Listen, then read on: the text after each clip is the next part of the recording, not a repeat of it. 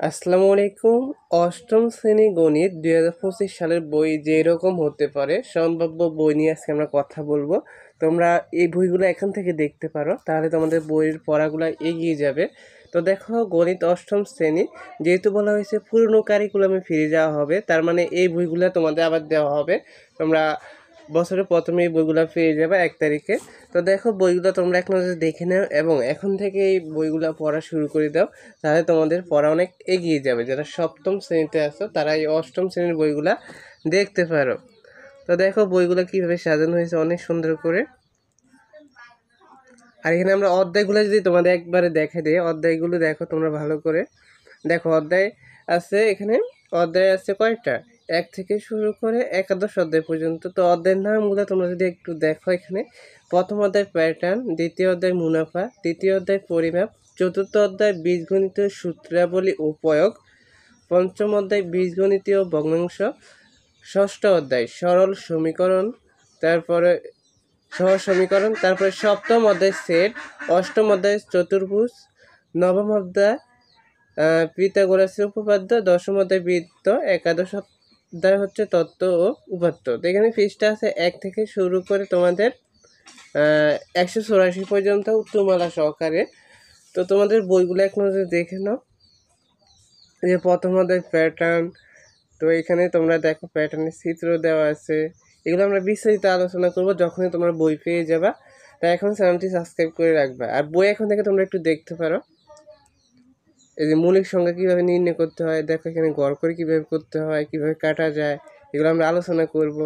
তারপরে দুইটি পার্থক্য কীভাবে নির্ণয় করতে হবে, দুইটি সংখ্যার কীভাবে নির্ণয় করতে হবে, সংখ্যাগুলোর পরবর্তী সংখ্যা কীভাবে নির্ণয় করা যায় খুব সহজে, এগুলো বলা হয় প্যাটার্নের অঙ্ক। এগুলো আমরা আলোচনা করব, তোমরা এগুলো দেখে নিতে পারো এখন।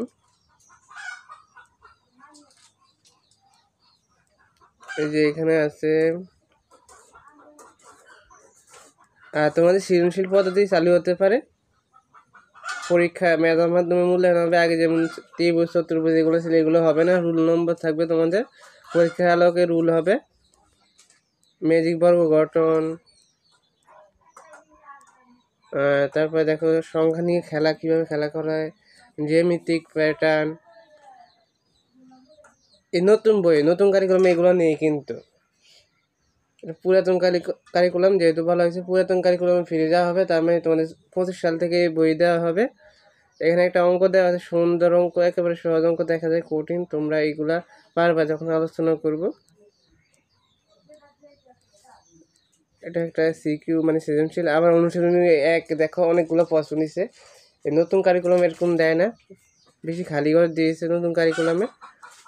দেখো তোমরা এখানে অঙ্ক আছে 5 এমসিকিউ, এখানে আছে কয়টা এমসিকিউ দিচ্ছে, 8টা। তারপরে 9 নম্বর আছে, 10 নম্বর অঙ্ক আছে, তারপরে 11 নম্বর সৃজনশীল অঙ্ক, 12 সৃজনশীল অঙ্ক, 13 সৃজনশীল অঙ্ক। তো তোমরা এই অঙ্কগুলো পারবে, খুব সহজ আছে। আমরা সমাধান দিয়ে দিব তোমাদের, কয়েকদিনের মধ্যে দেওয়া শুরু করে দিব। তাই সকলে চ্যানেলটি সাবস্ক্রাইব করে রাখবে। আর যারা অন্যান্য শ্রেণীর শিক্ষার্থীরা আছে, তোমরা অবশ্যই কমেন্টে জানাবে কোন বই দেখতে চাও। আবার দ্বিতীয় অধ্যায় মুনাফা, দেখো মুনাফা এখানে অঙ্ক আছে, এই অঙ্কগুলো করতে হবে তোমাদের। ছাগলের অঙ্ক আছে আবার এখানে। এই যে এই সূত্রগুলো তোমাদের লাগবে, এগুলো পারলে অঙ্কগুলো খুব সহজে করতে পারবা। মুনাফা সংক্রান্ত সমস্যা আছে, মুনাফা নির্ণয়, দেখো এগুলা সহজ আছে, তোমরা পারবে এগুলা। এখানে আবার অঙ্ক আছে মুনাফার হার নির্ণয়, তোমরা বইগুলো দেখতে পারো। এই যাবে 2.1 অনেকগুলো অঙ্ক আছে।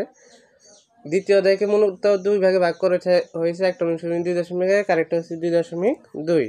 তো 2.1 দেখো অঙ্ক আছে অনেকগুলো, 8টা এখানে আছে। আবার এখানে আছে কয়টা, 19টা অঙ্ক আছে।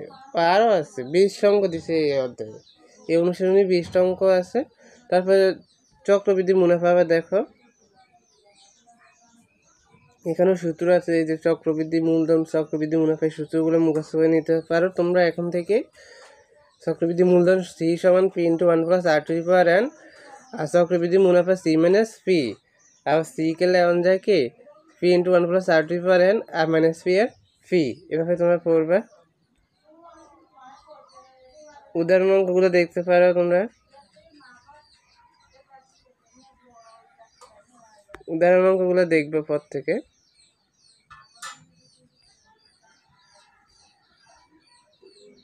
চার নম্বর আছে উদাহরণ।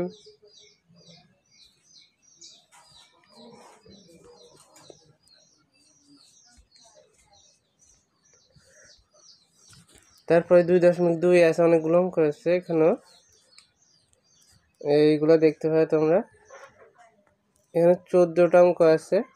তৃতীয় অধ্যায় আবার পরিমাপ আছে এখানে অধ্যায়। এগুলো তোমরা একটু পড়ে নিতে পারো। মেট্রিক পদ্ধতি, তারপর ব্রিটিশ পদ্ধতি কি কি, দৈর্ঘ্য একক মিটার, তারপর মেট্রিক ব্রিটিশ পরিমাপের সম্পর্ক, এগুলো তোমরা একটু এক নজরে দেখে নাও। আর উদাহরণ অঙ্ক আছে এখানে, এগুলো দেখে নিবা। এগুলো ভালো করে তোমরা এক নজরে দেখে নাও। বইটা তোমাদের এরকম হবে।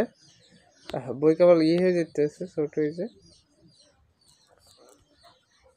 তারপরে উদাহরণ 3 আছে, এটা বেশি ইম্পর্টেন্ট। আয়তনের সূত্র মুখস্থ করবা, দৈর্ঘ্য গুণ প্রস্থ গুণ উচ্চতা।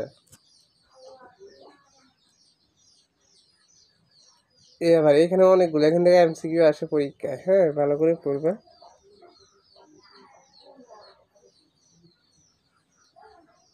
তোমরা এগুলো ডাউনলোড করতে পারবা, পিডিএফ গুলো ডাউনলোড করে নিতে পারবা। গুগলে যে সার্চ করবা এনসিটিভি বুকস 2023, তারপরে আসলে তোমরা ক্লাস আকারে দেওয়া আছে, ডাউনলোড করে নিবা।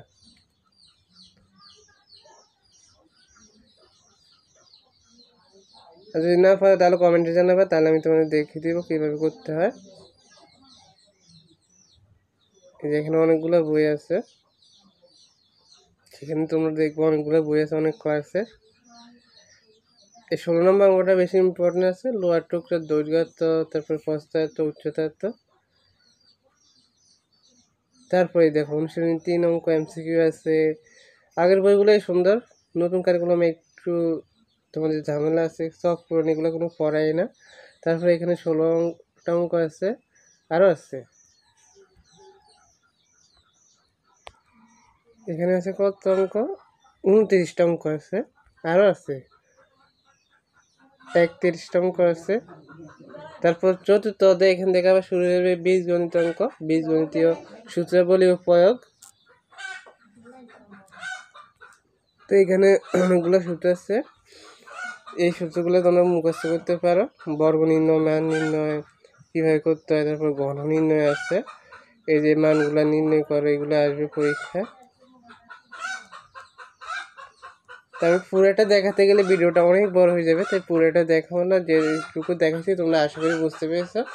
যখন আমরা নতুন বই পেয়ে যাবো তখনই তোমাদের বিস্তারিত আলোচনা করে দেব, কী কী অঙ্ক করতে হবে, অঙ্কগুলো সমাধান করে দিব। তাই সবাই চ্যানেলটি সাবস্ক্রাইব করে রাখবা। আর কে কোন শ্রেণীর বই দেখতে চাও অবশ্যই কমেন্টে জানাবা, তাহলে আমরা বইগুলো দেখিয়ে দিব। ধন্যবাদ সবাইকে, আল্লাহ হাফিজ।